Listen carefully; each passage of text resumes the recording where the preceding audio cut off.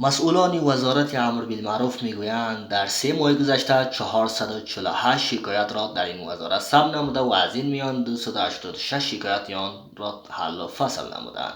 رئیس پلان و پالیسی این وزارت میگوید از میان شکایت های ثبت شده 296 آن تحت تحلیل و بررسی قرار گرفته و 73 شکایت آن رد شده است.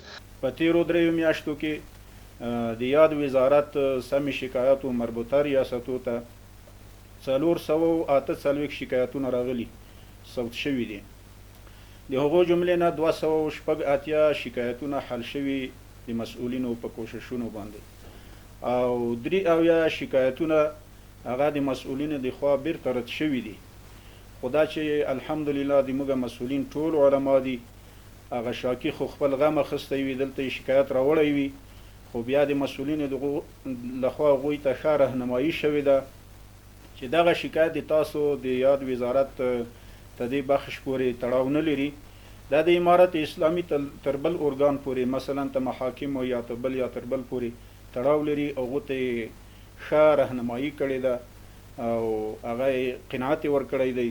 مسئولان ریاست های سهم شکایات و ارجاع و پیگیری این وزارت فعالیت های کارشان را در این 3 ماه ارقام نموده میگویند برخی شکایت های را که مربوط این وزارت نمیشد به اساس دلایل رد نموده و شکایت کنندگان را به نهادهای زیر ربط راهنمایی نمودند.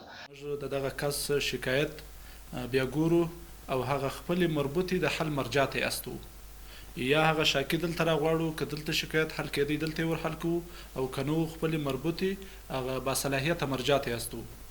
همچنان شکایت کنندگانی که برای حل مشکلاتشان به این وزارت مراجعه کردند از نحوه بررسی شکایت هایشان اظهار خوشنودی می نمایند. اینجا که آمدیم عریضه کردیم اینجا مشکل ما دیگه خدا حل کرد دیگه کمیسیون حل کرد برای ما دیگه بسیار جنجالی بود دیگه خدا را شکر دیگه ما بسیار تشکر میکنیم از خوشحال هستیم.